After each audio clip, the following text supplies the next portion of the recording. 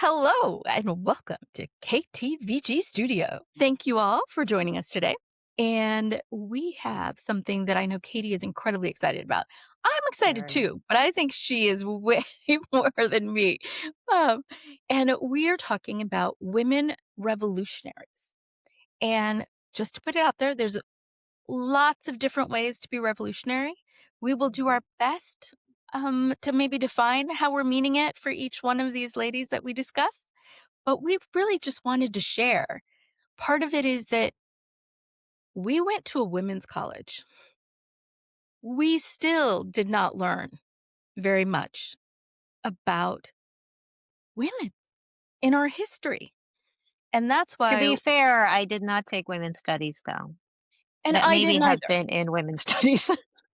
But that's the whole thing is I don't think it should have to be relegated to women's No, studies when that's women right. are 50%, even 51% of the world's population.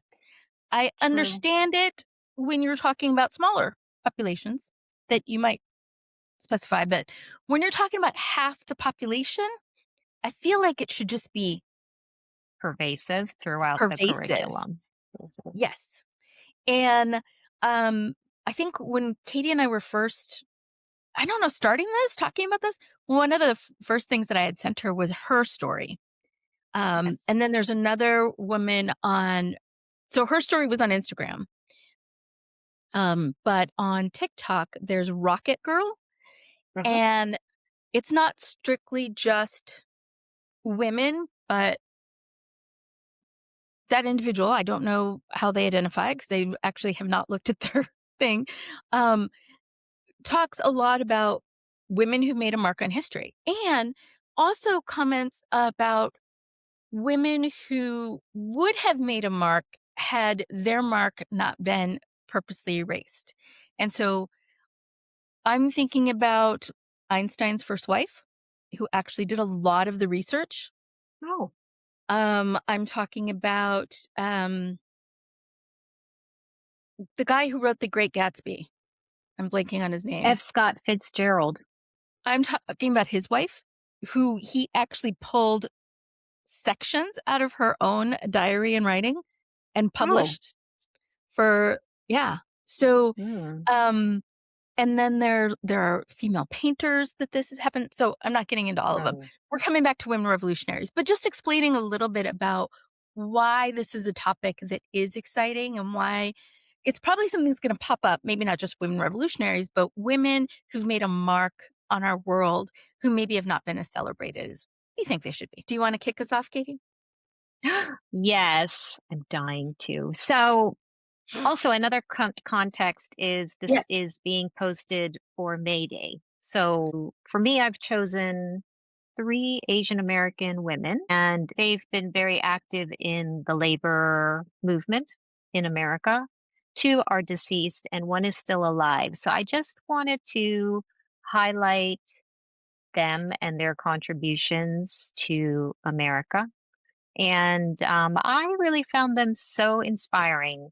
So I just wanted everyone else to know about them because I personally did not know about them. So everyone else might know about them, but not me. So the first one that I think you will particularly appreciate. So her name was Yuri Kochiyama, and she was born in 1921. And she and her family were taken to a detention center in Arkansas in 1943 due to World War II. And actually, her father, because she was born in California, and her father had an ulcer. So he went to the hospital and had an operation. And then, right when he was being released, he was arrested at, at the hospital, evidently, as a prisoner of war. Um, so that was, I think, pretty horrifying for the family. And then the family, rest of the family, were moved to Arkansas from California. I mean, my goodness. So I think that had a lot of imprint on her, Yuri Kochiyama. Then she was released and married this another Asian American man, and they moved to New York. And she was super active, particularly with Black power, Black rights, and she met Malcolm X. And actually, they became friends, and she invited him to her house because she was hosting a group of the, I guess, survivors or a group associated with the Nagasaki Hiroshima bomb in the 60s. And so he came over and talked with them and met with them. And she was actually at his side when he was shot, Malcolm X. So in the photos of his assassination, she's the one cradling his head. But Oh. usually it's not her name on the caption. She's this silent wallpaper, but she's there because she was his friend. But that's primarily, I think, what she's known to be his friend. And that does a bit of disservice to her entire career of work, right? Because people tend to pigeonhole people. So she's Malcolm X's friend who was at his assassination, but she was very active with the Puerto Rican independence movement. So I guess in 1977, I didn't know about this. There was a Puerto Rican activist took over the Statue of Liberty, so she was a part of that. Um, and she was also instrumental in getting the Civil Liberties Act in '88 signed for reparations to Japanese Americans who were interned. $20,000 to each of the 120,000 internment, and a formal apology and an acknowledgement that it was a result of racial prejudice, wartime hysteria, and a lack of political leadership. And that was signed by Ronald Reagan. So that is Yuri Kochiyama. She passed away in 2014, but what a powerhouse to have gone through so much trauma in her life and then come out of it, so inspirational.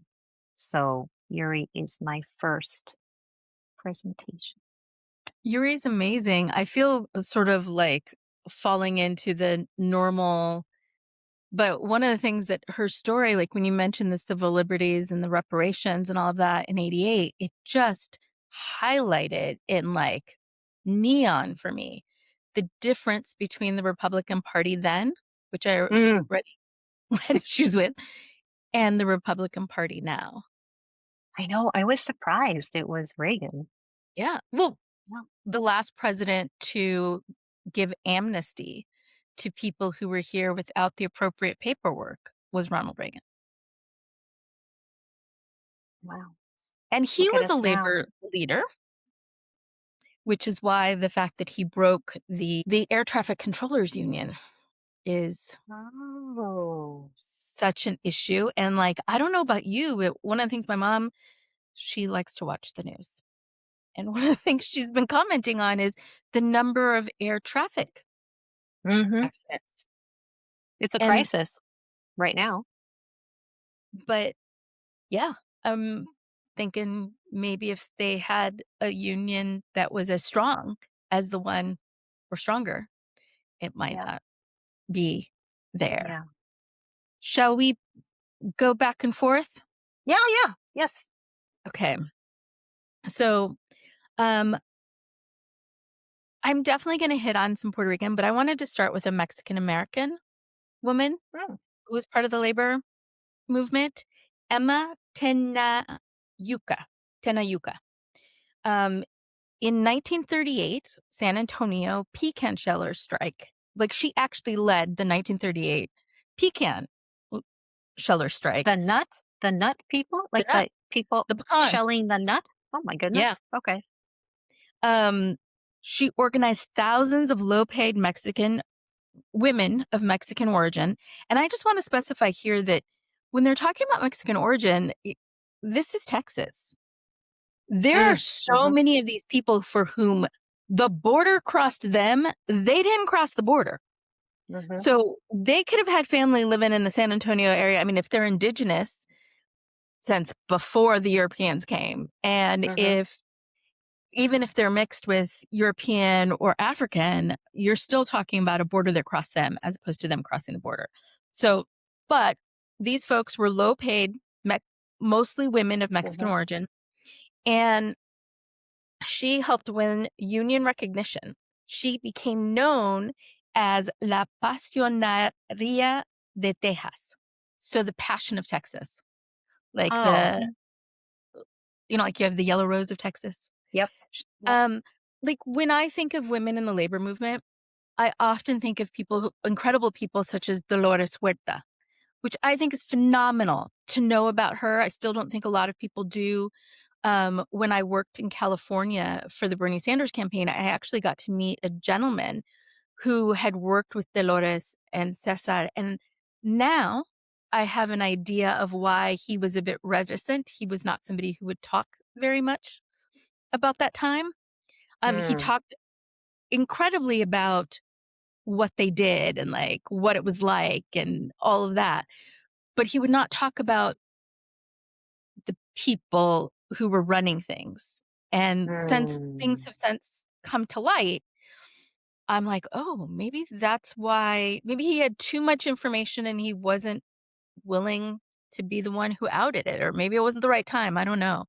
But um, still, I think Senora Huerta is amazing. And I'm so happy that a number of people do know about her. But I wanted to just highlight some others that were maybe mhm. not as well known. So I don't have as full a story as Katie does. So I'm going to hit one more with a highlight. This is actually a Guatemalan born, Oh, US based, Luisa Moreno.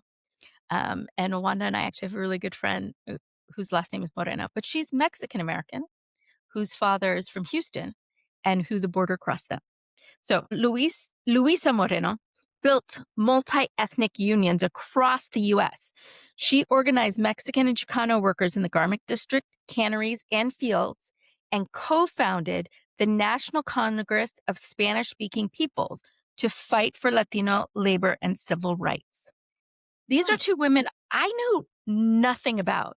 And what I just essentially read, because I recognize the fact that I'm reading, are some of the little bits that I even to this day know. mm, Um, mhm. but this is our point in highlighting. Maybe somebody will be inspired to go and find out a little bit more about them. Yeah. Oh, yes, we'll have the links to everybody's information when I post the podcast, so everyone can research. So did Louisa go all around the states then? She did. I think she Mm. focused a bit more in the Southeast, Mhm. but she definitely went across because Oh, she, especially in terms of co founding that National Congress, yep. because you had people, I mean, my knowledge base is a little bit more Puerto Ricans, but during Mm, Operation Bootstrap, they were flying Puerto Ricans into Ohio, Pennsylvania, Massachusetts, here in Connecticut. To mhm. some of it was working on farms, um, and so you had these folks in a lot of different places. Yeah. Just transplanted, isn't it? With no there's no basis for why they would be sent to Ohio. It's not like they had family there. No I support mean, system? now they do. There's actually whole town. My brother-in-law was actually born in Lorain, Ohio, which actually has a very large concentration of Puerto Ricans. But is Um, that because of the that's bootstrap? because Yeah. of things But what like such as Operation Bootstrap. Some of yeah. them might have migrated a bit earlier, not much, but a little bit Mm. earlier, like say end of World War II. Mhm. And you did have, I mean, I have some sort of great great uncle that fought in the Civil War, like in Oh, Louisiana. okay. Um, like there were, I have family that came through Ellis Island because Puerto Rico was another country into New York in like Mm. the turn of the last century. So there were people in pockets, but Ohio, Massachusetts, Connecticut weren't necessarily. New York definitely. I mean, New York has a bit of everybody, Yeah. Florida a little bit. But Florida in the early 20th century wasn't really a destination place. I think it became more of one after World War, I think maybe 20s. maybe the 20s. I don't know. It just my reading of the real estate kind of stuff is that Florida was very swampy and not necessarily desirable for a lot of it. Mm, So, as yeah. they started building it up and definitely post the Cuban Revolution, um, it became more of a destination place. Mm, But yeah, they were they were essentially brought over. I mean, it wasn't I don't think it was quite like the ones that were taken to Hawaii at the turn of the century. Um, it would have still been difficult for them to get home because their passage to the mm, place was paid, yeah. but they weren't paid a lot of money, so Yeah. passage home wasn't necessarily an easy thing. But a number of them did end up bringing their families. Mm, So maybe Ms. Moreno was part of that. I'm not sure. I'd have to do a mm. little more research, um, that's just an example of how she might have connected in with some of the others. Mm, interesting. So one of the things is my first fandom is Star Wars. It came out when we were 5. So, like, Star Wars is my first fandom, like, first revolutionary I looked up to is Princess Leia. Yes, yes. Well, Princess Leia's head, like, her Yes. buns, is based on a hairstyle of some Mexican women revolutionaries, Oh. and I'm not remembering their name, but, um, they would do their hair like that to keep it out of the way because it was tended to be long, Ah, and so yeah, they yeah, yeah. curl it up so it was out of the way. Yeah. And so Princess Leia is based on Mexican revolutionary women, at least her hairstyle. I think that whole storyline in Star Wars with Leia is really interesting because in the original trilogy, she's sort of not there. I mean, she's critical, but she's not a power in the way that it's like a very patriarch man forward movie series. Yeah, it's focused on Luke and his story and Yes, what's going on with him. but I really enjoy the last few because it really brings Leia forward because she's very powerful with her Jedi Yeah, powers. And the she's thing is, incredible. I'm a little embarrassed to think, how did I watch the original Star Wars and not wonder about Leia? I mean, that's me consuming what I was fed. But now I'm thinking, well, of course they're twins. You know, obviously she would have just as much power. But the Jedi are quite male. Are, there are women Jedi, but like the council, are they mostly men? I don't know. I don't know because I don't know there are either. also other species, Yes, you can't tell, can you? so it's unclear if they're This, all you're right.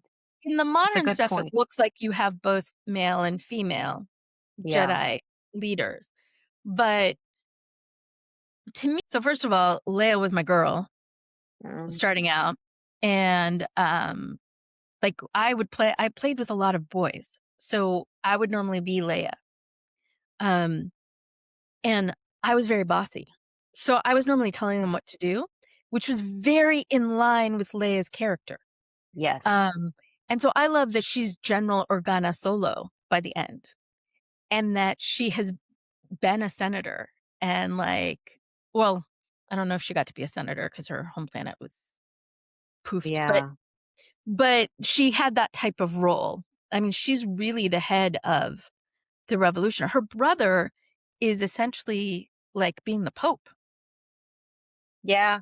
He's not the head of the revolution. He does come in and No. keep points and stuff, but she's really the head. She's really the one who runs things and makes the decisions and, um, like her mother before her. Yes. Yeah. Like That's right. I've also read a lot of the books, so I'm very into the Star Wars books, and I know it can go off but like the women were the ones from Naboo. Mhm. Like, they were from Naboo, that's where Yes. their mother's family is from, and so, like, um, they had women who represented them at the highest levels, and so Right. for all that it looked very ceremonial and, like, huge costumes kind of thing, Mhm. they were very similar to the Council of Elders. They were very like, sorry, the what was it the, Oshani have? The Haudenosaunee. Haudenosaunee have the women who choose Clan mothers. the Clan clan mother. so, this was flipped in that it tended to be, as far as I understand, younger women, but it was still interesting that they were in this world sort of presented to us initially by men, um, except that one of the major producers of especially the modern stuff is a woman. In fact, I think she's the one who's been running Oh, a lot there we of go. Well, that the very explains. modern stuff. I Yes. believe her last name is Kennedy, I think. But Okay. she's actually one of the major drivers and producers of it, and I think that also comes into play. Even in the original trilogy, part of what I Hmm. loved was nobody was telling Leia what to do. No. She was even telling Obi-Wan Kenobi what to do. Like, "Get your ass out of the desert and come and get to work. Your boy needs to be called in." We didn't know it was his boy at the time, but, like, you trained him, you brought him up, you unleashed him, you need to come and rope him in. Like, she didn't say all of that, but essentially that's what she was doing when she was calling Obi-Wan. Yes. Yeah. And she didn't have all of the history about their mom or the fact that she's a twin or any of that. But I thought it was also interesting that, and maybe this is patriarchal, but the girl got to go and be with the powerful family, Mhm. Ron, and got to learn how to be a political operative Mhm. in this, as opposed to the boy who they shuttle away on a desert planet. Yeah, she was raised to be a leader, right? Mm. She was raised to navigate the political spectrum. And that's a theme because her mom had been the politician, not her dad as well. I Even guess though by they hinted at her power on the last movie of the original Return of the Jedi, didn't they? Because I think she sensed something, and that was the first time she exhibited any Jedi. it's the first time I think we got to see her exhibit it Yeah. because if you think back to the very first film, Mm, um, she's being interrogated by Anakin. Well, by Darth Vader, yes, who's we now her know is dad. her dad. But she withstood interrogation Yes, that's true, she did. by at the time, what was perceived as the most powerful Jedi left in the universe And that was he out there. didn't know that was his daughter, did Mm-mm. he? Not that we've ever come to understand, because even in Return of the Jedi, actually, he might have, Yeah, I'm wondering. because by Empire Strikes Back, he's the one telling Luke that he Yeah. killed his father. So it's possible that he knew, Or and maybe he that's maybe he felt something in the maybe he didn't try as hard with her because he knew possible. somewhere in his background awareness. Yeah, they at If you're this that powerful Jedi, I would imagine you'd kind of know who your child is on some level. energetically, she might have had Yeah, an energetic energetically. signature, like, Yeah. Yeah, that matched some of her mom's. must be. Even if it's not a conscious thought in his head, right? Mhm. Yeah. I don't know. I had that part It's but hard to say. It's I not do real. remember having a vague, and again, this is vague. I'm remembering back to being like 6 years old, 7 years old, about just her being and I wouldn't have used this term, but her being a badass. To me, Leia was out there. I mean, we were focused on the guys, like that was the story we got, but she's the one who brought them all together. She's the one who had the plans. She's the Yeah, one that's right. who was fighting a good fight. You know, it Luke was trying Oh to my get god, out he was off clueless. Tatooine, you know? Obi-Wan was hiding out, you know, like Darth Vader was going around killing people. Like she was the one trying to do something. Yep, that's right. So yeah, yeah. And now she's a Disney princess. Is she? Yeah, because Disney owns the rights to Star Wars. Oh. So Oh. technically, Princess Leia is a Disney princess. She was my first. Because when I was 3, my favorite book was Cinderella, but I didn't want to be Cinderella. I wanted to be the fairy godmother. Oh, yeah, that's Because right. again, she's the one who had the power. Bippity, you know, like bippity boppity Yep. boo. She was the one making things happen. I want to be the fairy godmother. Yeah, I I want to mean, it be. would be hard to want to be Cinderella, really. Working, you're trudging around, Well, cleaning, go to a my party. my sense was there were plenty of girls who wanted to be Cinderella once the fairy godmother had found her, so she got to go to the party and find her prince. That none of that stuff interested me. No, it's not It very was appealing. the stuff that interested me was the magic, was the ability Mm, to that kind of change. yeah. Yeah. I didn't even care that I mean, dress was nice, party was nice, dude was kind of flat and boring. Yeah. 100%. I mean, come on. He's like Right? a I was non just ent it can be anybody. It's like the cookie cutter male. Stick anyone in there. Prince Charming. You know, how we talked about in Star Wars, it was kinda like the Luke story, like what was happening to him.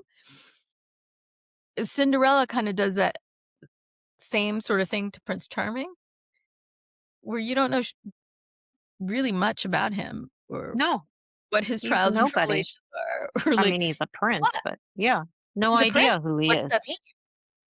Yeah. You know? Yeah. So, anyways, our Anyways, lovely all right. revolutionaries out of Mexico, Clara de la Rocha, a colonel in the Mexican Revolution, is the Mexican revolutionary most commonly cited as the inspiration for Princess Leia's iconic side bun hairstyle. Oh, how George Lucas cool. drew from early 20th century Mexican soldaderas, fierce female fighters like De la Rocha, for Leia's revolutionary look. In a 2002 Time interview, Lucas described it as a southwestern Pancho Villa woman revolutionary look from turn of the century Mexico. De la Rocha led a 1911 battle in Sinaloa, crossing a river on horseback to disable a power station, aiding a nighttime rebel attack. Sorry for my ignorance. Who is it against? I believe this was revolutionaries fighting who was like the top down. So her coiled bun hairstyle, seen in photos with her father, General Herculano de la Rocha, mirrors Leia's in Star Wars: A New Hope. The image is archived for the Lucas Museum of Narrative Art. Influences also include Hopi, Mhm. Native American styles, blending for Leia's unique, non-fashion forward appearance. Carrie Fisher talked about no underwear underneath that, Okay. because it left panty lines and bra lines, and they didn't want the lines. Oh, yeah, of course. While De La Rocha is the primary figure, soldaderas like Petra Herrera, disguised as a man, Angela Jimenez, and Margarita Neri embodied the tough spirit Lucas sought.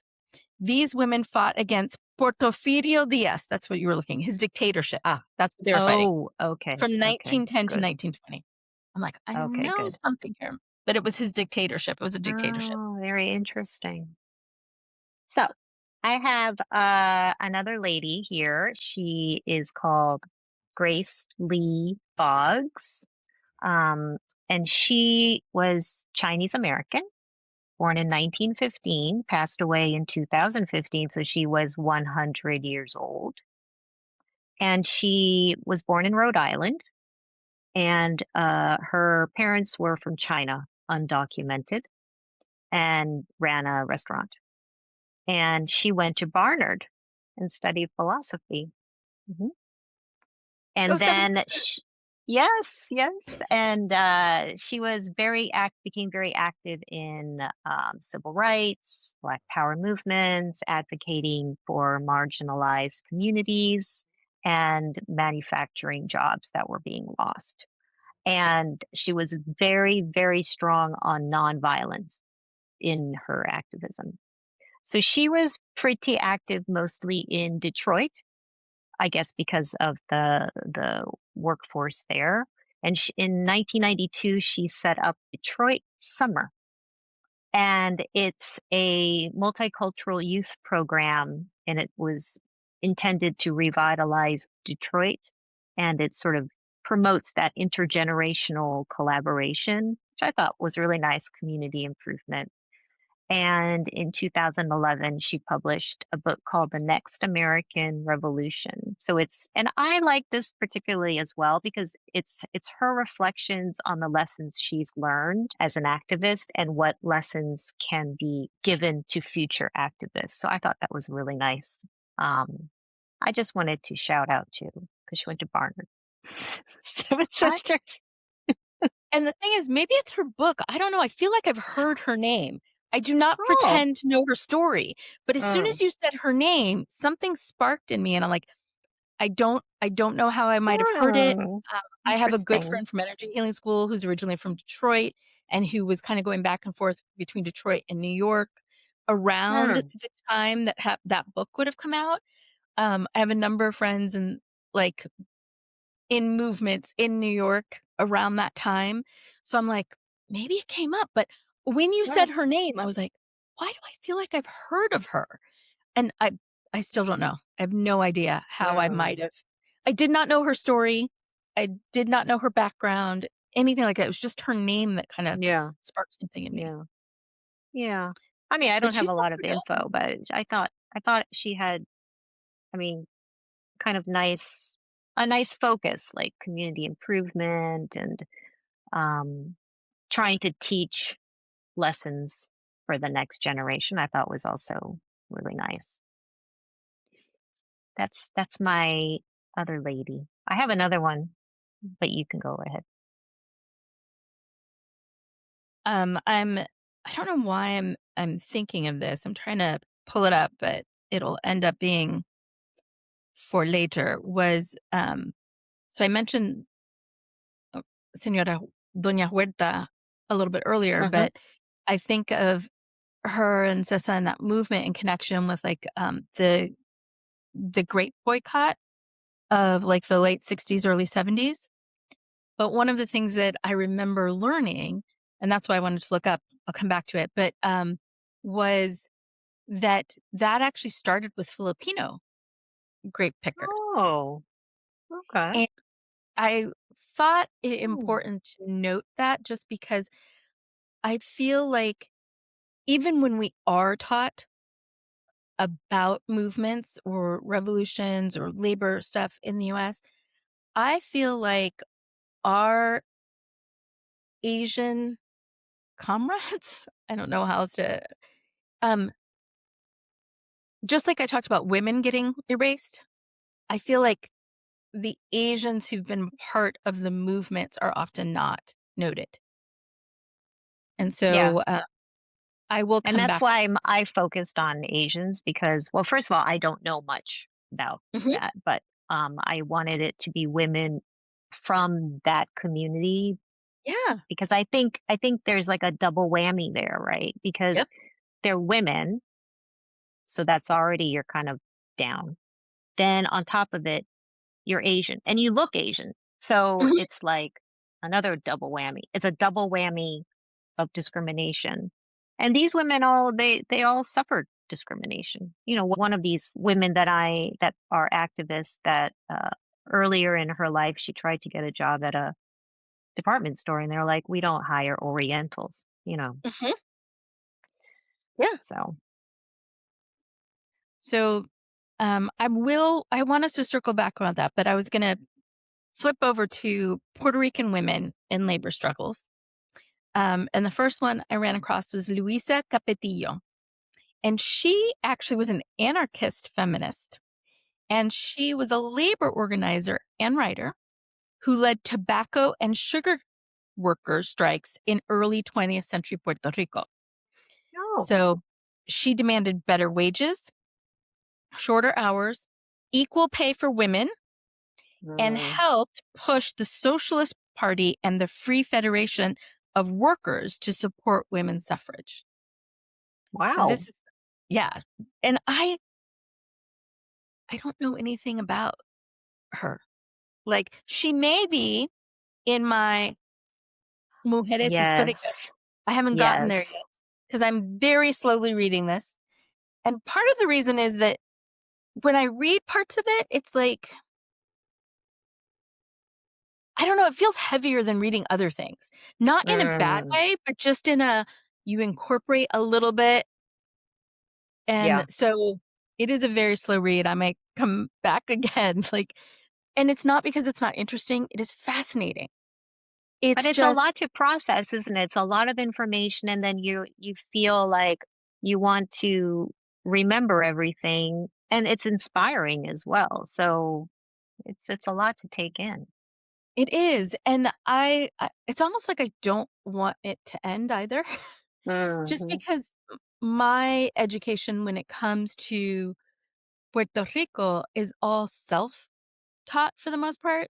I mean, Mhm. my parents have talked about things, but it isn't like I went to school, whether elementary, junior high school, or college, and ever had a course on it. Because Oh, you don't see a lot, do you? because even in undergrad, like there were things on Latin America, Yeah. but there weren't any courses that specifically looked at either US colonies or Puerto Rico. So it was very much what I researched myself. Were there any even on the Caribbean islands? I wonder. Not that I recall. I'm not because I'm pretty sure I would have been like signing up for that, like Yeah. lickety Yeah, split. I would think And so. I Yeah. don't recall anything Mm. at all.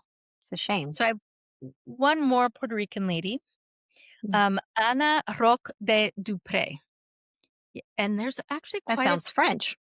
yeah. Well, post Haitian Revolution, you had a lot of the Um, French go both to Cuba and to Puerto Rico, yeah. and Louisiana. I mean, they dispersed.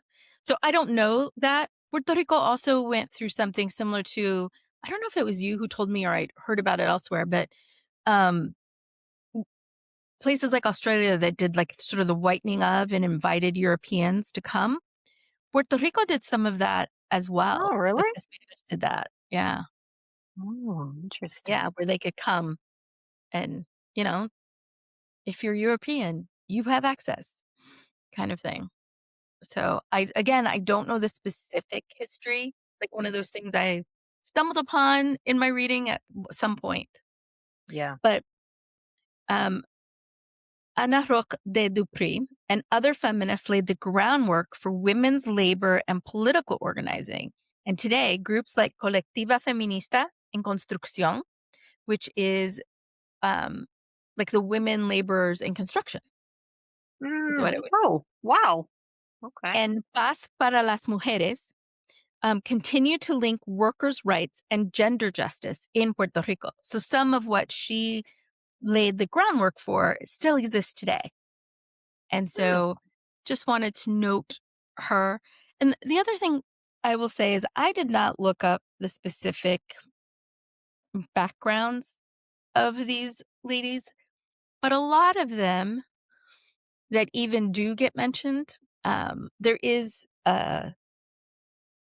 there's an indigenous woman mentioned in the book I'm reading, and there's an African Puerto Rican woman that's mentioned. But a lot of the women that even when you are looking at historical records and that get Mhm. commented on, though they may not have been commented on by the men, when Mhm. they do finally get talked about, they tend to be of European extraction predominantly. Right. Right. It's Right. like I was at, a marketing, they were trying to find out, like, people who were gonna vote in Connecticut for in a particular congressional district, and I don't remember exactly how it came up, but somebody was talking about, "Oh, and DEI," like, Mhm. the fact that the current administration has kinda stamped down on DEI, and I'm like, "Yeah, and the greatest beneficiaries of DEI were white women." So, yes. So even when we do hit the historical records, I still feel like I have more work to do on tracking down or finding out more information about, um, women who are not predominantly white. So, Would you like to expand upon that comment? women who are not predominantly white in terms of in the The histories? DEI, white Oh, DEI. women, Yeah, uh, have been the greatest w beneficiary of yes, diversity, that one. equity, and Yes. inclusion. Would you like Yeah. to ex expand Not upon that? particularly. Is there something you're wondering about or Well, why do you mean white women? Isn't it DEI? Diversity, diversity, equity, and equity. inclusion? Yes, but when Isn't it they supposed to be for non-white women? well, no, because it's supposed to be for people who have not traditionally been the ones who were selected. So women for a long time were not part of the folks who would be hired or advanced. So when they started looking to expand who they would include, the folks that they included were people from their own, oftentimes, class and backgrounds. I thought DEI was for, like, ethnic diversity. I thought that was the whole point of the D. No, Can you tell I was not living in this country when this, was I rolled mean, out? the intention behind it very well could have been, but that was not, at least my understanding, to the way that it was written, nor the way it ended up being rolled out. So I'm Oh. not saying that people of color or other ethnic backgrounds did not benefit, just that what I had read was the greatest benefit went to women who would be considered white, looked white, um, and it was an expanding out of them being included. Oh. I didn't know that. I thought the whole point was ethnically diverse. And I think that that might be part of it, but no, I mean, there was such a thing as, like, I mean, some of the diversity was, like, hiring people from state schools. Oh, Like, I guess there's you could define diverse, Mhm. isn't it? I mean, it's a pretty vague term. So And I whatever think your agenda is, it can be maneuvered, really. and I think that's why it was able to be passed initially. Mm. Yes, it's general enough to cover however you want to use it, I guess. I mean, I think it definitely did lead to additional inclusions. I Mm. don't know that it succeeded in the way that folks who maybe were fighting for it were hoping for. Mm. Yeah. Yeah. Yeah. Okay. That was very interesting. Thank you. Sorry. No, I was like, "What are you wanting me to expand on? I don't know I think what else I to think because say." I wasn't here for it, and I don't Yeah, really watch a lot of US news, and so in my head, I assumed diversity to me is a ethnically diverse workforce yeah. or something. So I didn't realize it And I was don't know so that broad. necessarily got that from traditional news sources. Mm, Again, having worked in the political sphere in New York City, I yeah. learned a lot from folks who'd been fighting the good fight for way longer than I Mm, feel like I was awake.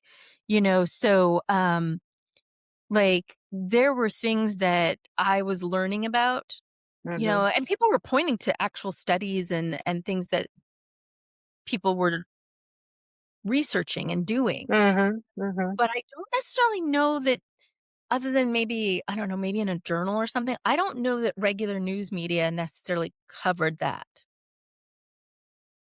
It I'm was now one of the inspired to look it up. I'm going to okay. go down that rabbit hole. All I'm right. interested to see what you find because again, this is one of I'm those very ones interested.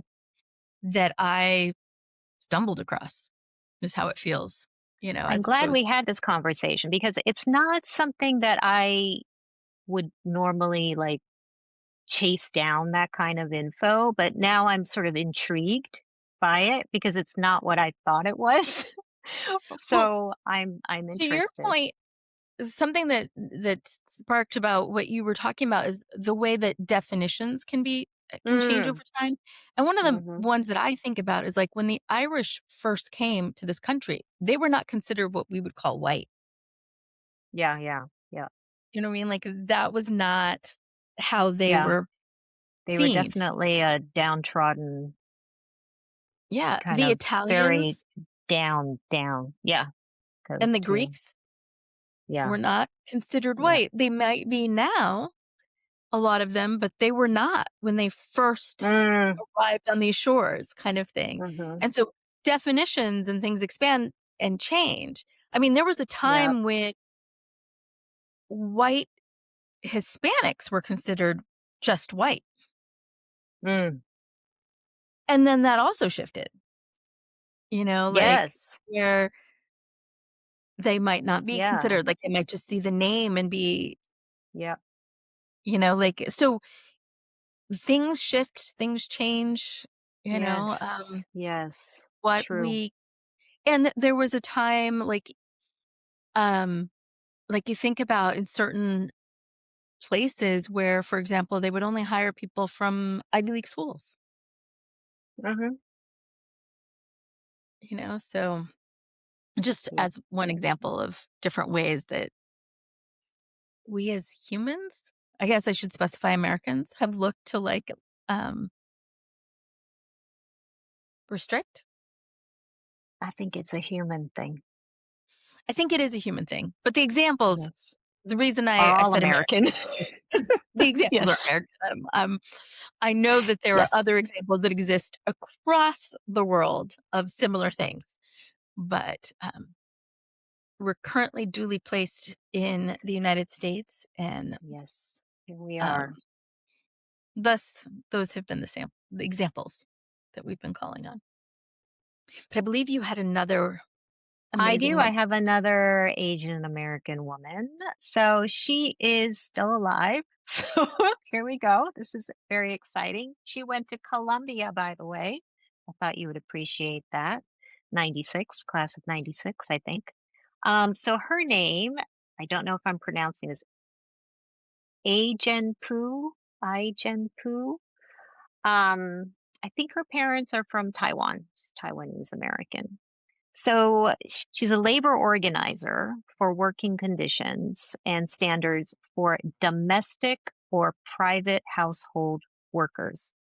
So there's about 1 to 2 million domestic workers, so housekeepers, nannies, caregivers for elderly and disabled. We just did a caregiver podcast. Um, and they're excluded from most federal and state labor laws, such as collective bargaining, occupational health and safety protection, sick and vacation pay, and protection from discrimination and sexual harassment. So in 2000 to 2009, she was the lead organizer of Domestic Workers United, I guess a group in New York City, and she was instrumental in 2010 to get New York to enact the Domestic Workers Bill of Rights so that workers can get overtime pay, They can get at least 1 day of rest per week, protection from discrimination, and 3 days of paid leave per year. And she is currently, now I don't know if this has happened already because I don't know what was the time period of the website I was reading, but she's developing the Caring Across Generations campaign. So it unites immigrant home care workers and elders who need long term care. And sort of, it's like a confluence of building support for immigration, healthcare, labor policies, and providing high quality care for the aged population and creating good jobs. And it's amazing. So inspiring. I'm wondering if I'm thinking she probably is a part of the current efforts taking place in New York to have there's a thing right now in New York where the domestic workers that help with, like, the elderly or the disabled, Hmm. where they could be essentially working for 24 hours, but only paid for, like, 8 of those hours. Oh my goodness.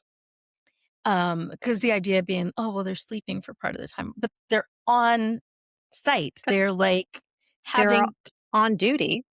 yeah, but they're not paid for the entire time. And Wow. one of and I don't know, I haven't looked at what Mayor Mondami has come out to say about this, but I know that Mm, there was a concerted effort, to call him on the mhm, fact that one of his campaign promises was to fight the good fight with them on this particular issue. Um, mm, so I don't know where it stands, but I'm thinking that if not her, likely folks that she does work with and the mhm. Domestic Workers United is very much a part of this sort of effort, is my thought.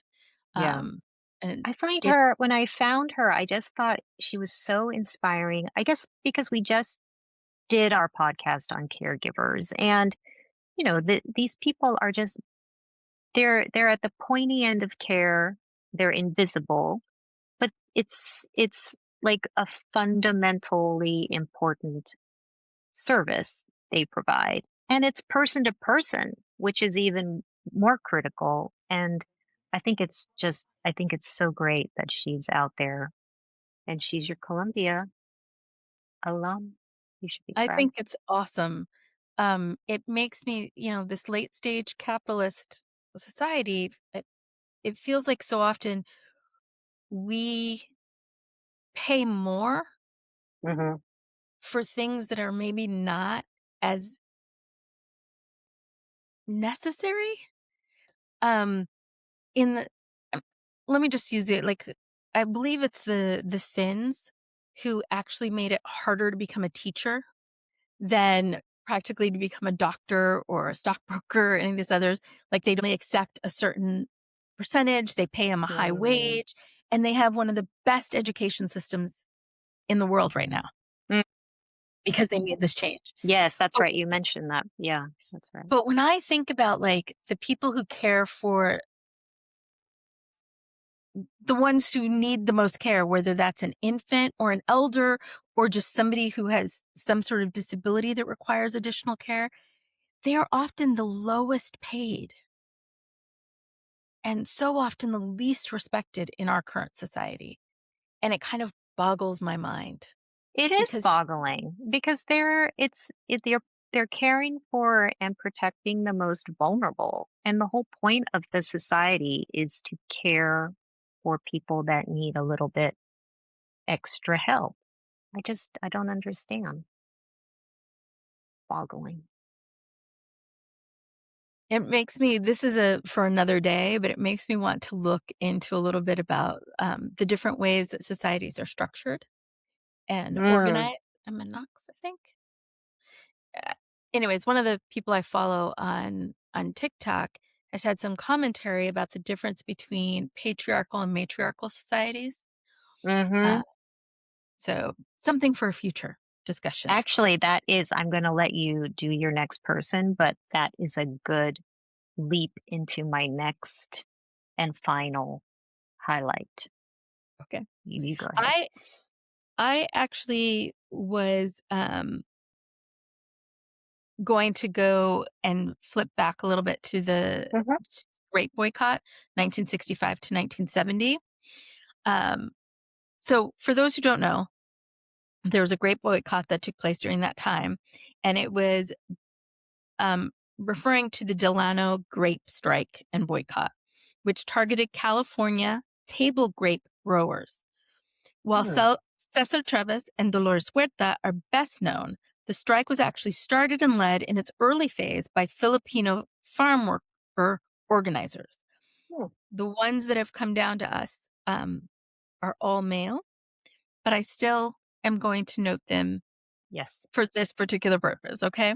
Yeah. So Larry It Leong, um, he was a Filipino-American labor organizer who, in September 1965, he led over 1,500 Filipino workers in the Hmm. Agricultural Workers Organizing Committee, AWOC, out of the Delano vineyards, launching the strike.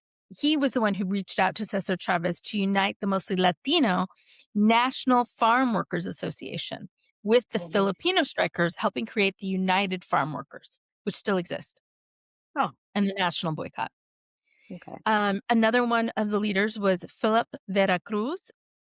He was a key organizer in AWOC and later a vice president in the United Farm Workers. He helped build the multi-ethnic union behind the grape strike and boycott and became a national voice for farm workers and Asian American labor rights. And then there's Pete, also referred to as Pedro Velasco, another core Filipino American leader in AWOC and later in the United Farm Workers. He organized rank and file workers, helped sustain the strike, and supported the boycott strategy. So I, I, I don't think this takes anything away from what Dolores did with Cesar's help, because that's the way I like to put it. But I do think it's important to note like some of the folks who kicked it off, who started Yeah, it, you know? absolutely. Yep. Um, especially when in the US, um, there's often this concept of the Asians being the model minority and quiet, Uh, and they're not gonna, like cause a ruckus or a fuss. And I just love that one of the most famous strikes and boycotts in the history was started by Asian Americans. mm, Filipino, to be specific. So, nice. Good. yes. I'm glad.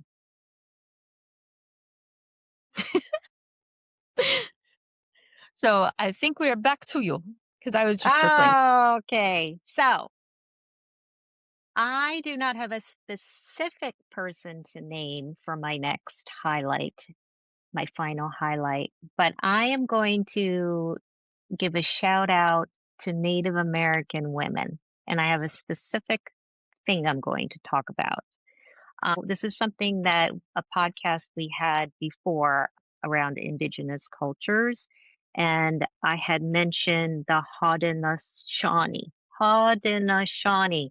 I had to Google how to pronounce it. Very Evidently, nicely done. it's kind of close to how it's supposed to be said.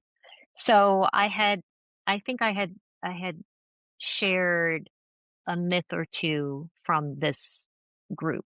So the Haudenosaunee, it's actually a confederacy of originally 5 tribes, but then 6, one joined a little bit later. So it's the Mohawk, Oneida, Oh, nice. Cayuga, Seneca, Tuscarora, and Onondaga nations. And they came together like I, they don't know exactly when, but a long time ago. And they created something called the Great Law of Peace.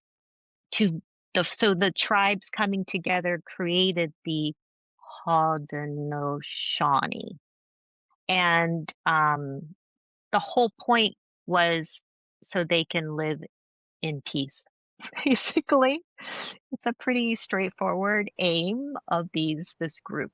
So they all have a council that they're all a member of, and they make decisions together. So they this was for sure from the 17th century onward, even though they don't necessarily know when it started exactly, because the British recognized it as a confederacy in 1722.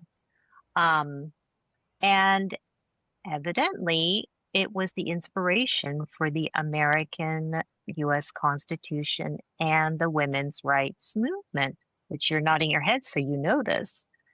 Um, but I was reading this, and the reason I was reading this is, and I think this happened last time, is yesterday I got a newsletter from this online, it's like a magazine-y kind of thing, but it's researched articles called JSTOR. So there was a fort to commemorate this great law of peace. And then in 2015, they turned the fort into the center, the Great Law of Peace Center. And this person who's written the book was the founding director, Philip Arnold. He's a professor at Syracuse University. He's written this book, The Urgency of Indigenous Values. So that's what was the intro. And then I was reading this last night and I thought, oh my gosh, it's them, the Haudenosaunee. And and so I was reading and reading, and then it said that this uh, confederacy is one of the world's oldest participatory democracies, I guess because they're all equal, these chiefs. They have a website, by the way, very interesting. And what was more interesting and relevant for this topic is that each of the chiefs are chosen by the clan mother. And to your point from many previous podcasts, this is a matrilineal group society. So even though women are not, they are sometimes chiefs, but more often than not, they're next to the chief, making helping make decisions They're or the making the advisors, the decision. council. And but they're the ones that actually choose the chiefs. So if you go to the website, um, Haudenosaunee, I'm getting better at it, maybe, Confederacy website, there's a table of each, they call them the clan, and who is what, who is the chief and who is the clan mother. Amazing. That's And clever. I was like, who are these clan mothers? I did a Google search, and they're the senior women responsible for overseeing the political, economic, and social stability. Um, their actual name is Yakoyaner. That's not right. I know. But they hold a lot of weight in the community and family. So they guide the clan's chief in governance, diplomacy, and community affairs. Then I went for a deep dive and I found this kind of interesting article, a 2011 article by Denise Lagimodiere. It's called Native Women and Their Path to Leadership. And it was an article in 2011 as part of the Wikazo Sa Review. What is that, you say? I know. I had to look it up too. So it is a peer-reviewed journal of Native American studies, twice a year. And it comes out of, I think, Minnesota. And Wikazo Sa means red pencil. So red pencil review in Lakota language. So it's a little study that she did. She interviewed like 11 Native American women about leadership and stuff. But it was the introduction that I found most interesting because it was about Native American women and their society and their role. And basically, she was saying that prior to colonialism, the onslaught of the white men, um, women's power and status was based on their control over land, horticultural production, so growing crops, and nomination of chiefs. Um, And some were warriors, sometimes chiefs, but uh, basically equal. There was an equal amount of power, different kinds of power, but still equal power. Work together, equal spiritual, political, and economic power. Then, with the colonial onslaught, you it was the imposition of this Eurocentric, patriarchal paradigm thrown over them. So, for example, the Indian Reorganization Act, which imposed the tribal council format, which basically wiped away the way usually leaders were selected, because this was an elected system. So, this is that kind of Eurocentric, you have to have an election. Whereas they would originally, before that, they were using the clan mothers. And then there was something called the Dawes Act, known as the Allotment Act, that gave tracts of land to the male heads. Once again, Eurocentric, patriarchal, and basically eroding Native American women's roles. So this is not a particular woman, but it's basically my shout out to and honor the clan mothers. I have so many thoughts running through my head. One of them is about the clan mothers and the actual acknowledgement. Like, I think we've talked about this before, that there are very few species on the earth that go through menopause. Hmm. And the concept of it was to keep that, the knowledge and the history and, I don't know, to a certain extent, the level-headedness. And so the grandmother effect, and I'm not saying Hmm. that all grandmothers are grandmothers, just that part of more than likely to be menopausal women. So that was the first thing that came to mind on this. The other is, I do follow a number of people who go through Puerto Rican history Hmm. on my various social medias, and one of them recently had something about Vieques. So Vieques, the way it's known now, is just as a place that the US used for bombing, for the Oh, Navy to do bombing tests for like 100 years. wow. But the way Vieques had been known prior to the Europeans coming was Vieques was actually, I don't know if they considered it a holy island, or it was an island that where the female Hmm. leaders of, I don't know if they were, of towns essentially, would come together, and that the council was of women. And now, Hmm. to your point, the native Taino, you could have a cacique, a head, a leader who was a woman. You could also have one who was a man. Hmm. Um, but in this particular situation, the ones who came to Vieques and sort of, I guess, maneuvered the holy calendar and things, again, I was watching this, were women. So that I was like, "Oh, fascinating to think of Vieques as going from this holy site to a bombing site." Did they come from all around the island and then Yeah, converge it on? it wasn't Oh, just from Puerto Rico either. My understanding is you oh, also had people who came from, I don't know about as far as Cuba, but they definitely mention folks coming from Hispaniola, what oh, is called wow. Hispaniola, Okay. and some coming up from the Lesser Antilles. So I don't know exactly how far. I don't Hmm. know how accurate this is. I just thought it was an interesting concept. And maybe at some point I will track down where they were basing this off of. Hmm. But to me, it was just something interesting.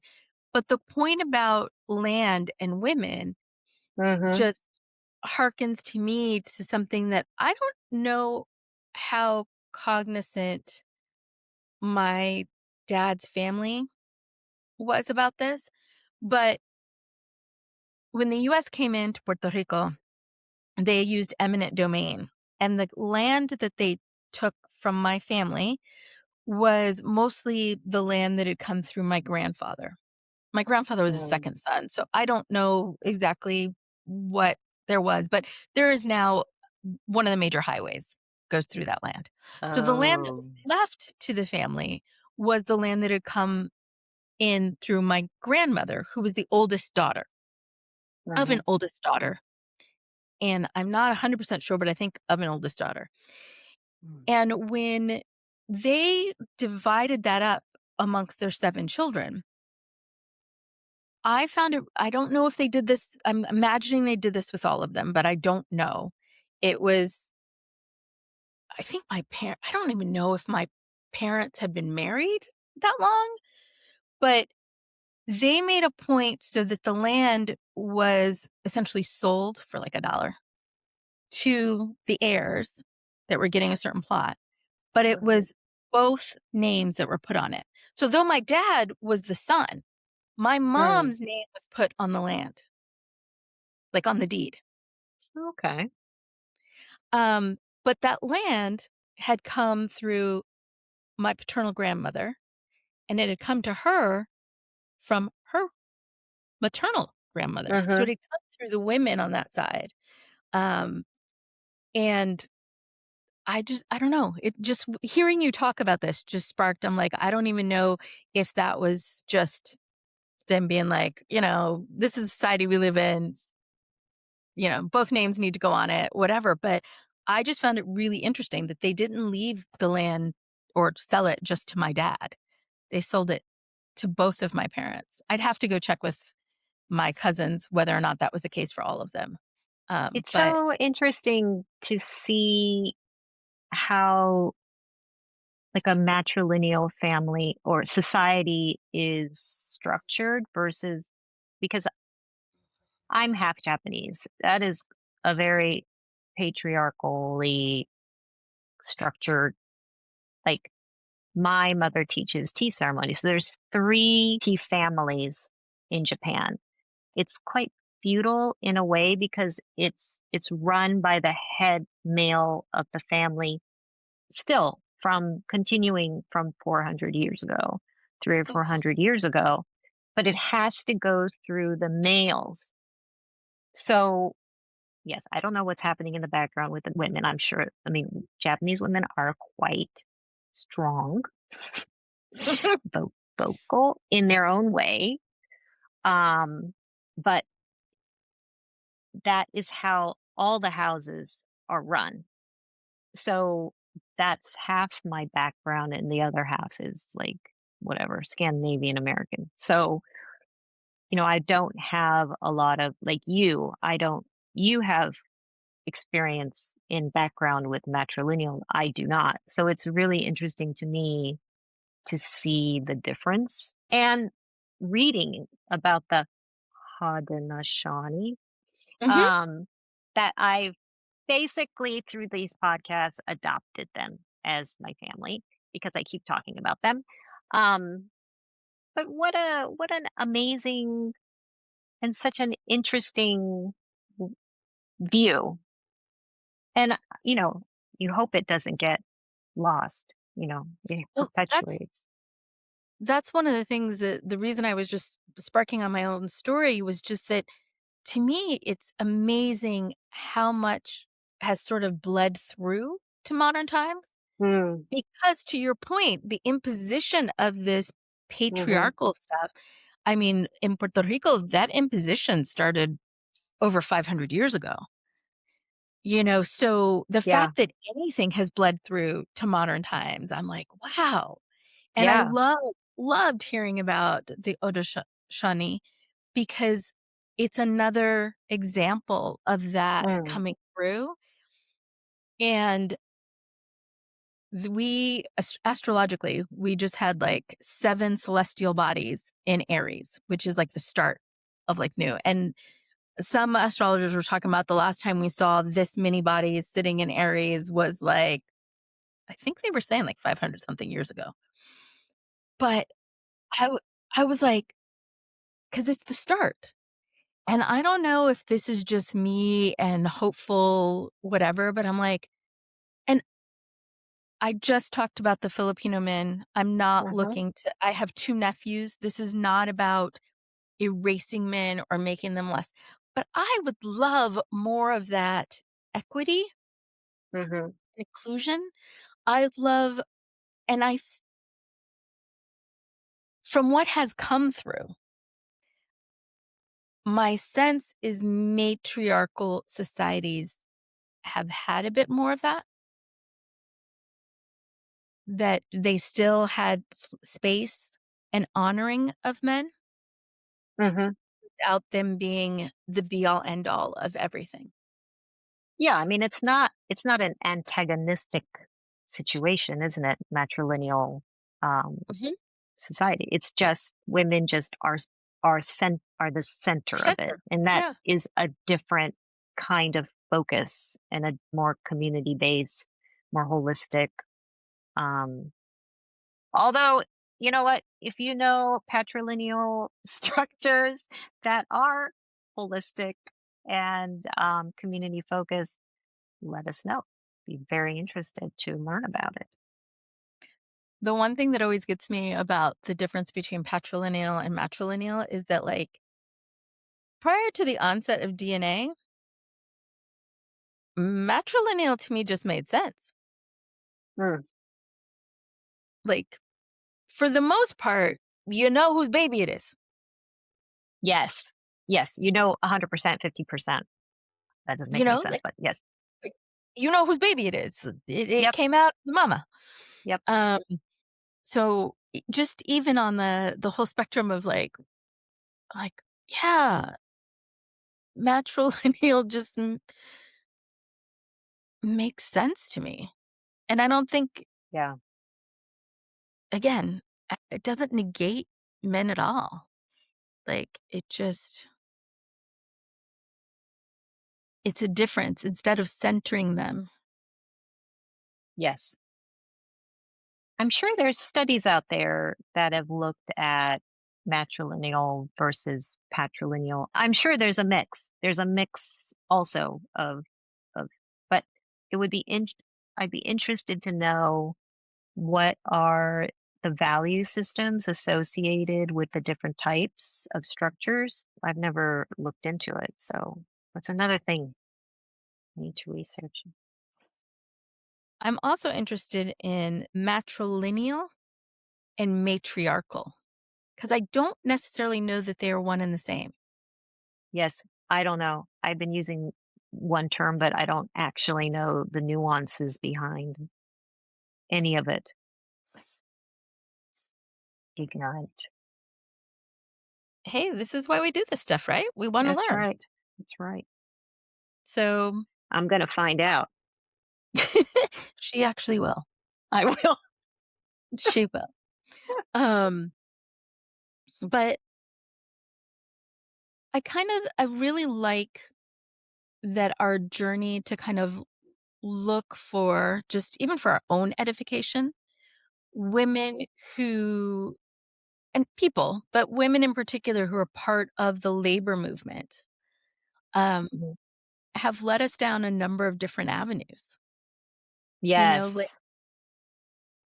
and Yeah. that's why I think it's another reason why I think it's so important for us to include the diversity in multiple forms, Hmm. when we are looking at history, when we're looking at who and who had an impact. Because when we only hear about it one way or we only see it one way, we're prone to recreating that. Yes. And I think just because you don't hear about a certain group, or it doesn't mean there hasn't been an impact. It just means you don't know it. You don't know. And there, like, I'm a big history person, and I'm astounded every class that I take. It's the amount of information out there that is available, but we just don't learn it. And it's mind-boggling the amount of amazing, inspiring people. are out there. But you have to be curious and investigate and read things and watch TV documentaries or, you know, follow what you're interested in and learn. It's a lot of amazing people out there in the past and now. Yeah, one of the things that I tend to follow are, updates that happen when it comes to DNA, as an example, Yes. and I I honestly am not sure it was just this concept of because I know it was, appeared on probably some sort of newscast, but I never caught it. Um, there was a DNA study done on Nelson Mandela, and it Hmm. was found that his mitochondrial DNA, which is what you get from your mother, everybody gets it from their mother, who got it from her mother. So it traces back. His traces back to one of the oldest DNA lines ever out of Africa, but like stayed in Africa. And I just I don't know exactly what brought me to this, but to your point about when you look at the things that interest you, but you Hmm. take it just one step further, you can learn a lot more about people, about places, about stuff that is coming to light, you Yep. know? And it doesn't have to just be one focus. Like I mentioned mine on DNA and just I was like, I'd never thought about like which ones had made it out of Africa and which ones had stayed and like so Mm-hmm. it Hmm. just sparked my brain thinking. And just Yeah. the fact you had this person who had such a huge impact Mm. on a country, but also I think on a lot of Africa and the perception. I mean, Africa's the largest continent, Yes. and I would say it's the one I probably know the least about. Yes, I'm doing an archaeology class on Africa this term, and it Uh-huh. every week is like so much information coming at us because, first of all, it's massive. Yeah, And, it's massive. it's not one Africa. It's No. gazillion different things happening at different times. And we're going by theme per week. So we're going all over the place at different time periods because it Africa developed in different ways at different times in different places. And it's just like, oh my gosh, what's happening right now? And because we don't learn it, we don't No. learn it. So there's zero background with this information. You So have, like, little tiny bits that you get yeah, from like, they'll talk about Egypt, you yes, know or yes, you'll get, a little bit about maybe Morocco, yeah. or like you get these little bits and pieces, but they're just such a fraction of and look, I fully recognize there's a large desert, but it hasn't always been as large as it is, like I like how you said that. I fully recognize that there is a big desert, there's a still people there too. Sahara. Yes, In fact, yes, yes.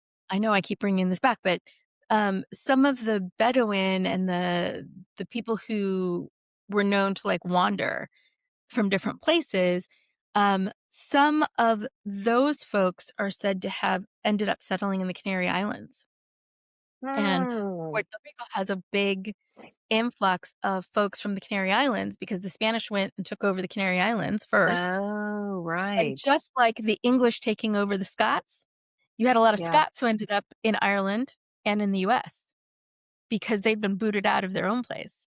So you had a similar thing happening with the folks from the Canary Islands coming into the Americas, but there's a big connection in Puerto Rico. So Oh, you have folks who ended up spreading out, and it's the cradle of civilization, yet they're not even cradle of people, of humans. yes, humans. Oh my gosh, But that we was week 1. My god, that my was head was spinning. My head was spinning. And that's you, Katie, who's into this. I mean, like, how little do most folks know? Mm. I know I I occasionally am just interested in various documentaries, or I like meeting people from other places, so I might learn a little bit more about it. But I freely admit that I'm a novice Oh, when me it too. comes to I know like 0.5% still. I and y don't because you've and actually we're hmm? you've actually lived on the continent. I've actually lived in Africa even. Yeah, Liberia, Tunisia. Yeah. yeah. I've been one place, I've been to Kenya, and I was in Have Kenya. you? Yeah, When I was did in you go Kenya this there? safari. Oh, you went Yeah, with Anne. yeah, but it was 2008. Yes. That's right. That's It right. was 2008 before the election. Before or after? Mm, I can't remember now whether it was before or after the election, but there was the question of who you voting for. mm. I could very easily answer it. I've also traveled I lived in Liberia and Tunisia, but I've traveled to last year, South Africa, Cape Town. I've always wanted to go to Um, South Africa. I went to Botswana for a safari like 20 years ago. Work, I went to Mali and South Sudan. Uh, that's about it though.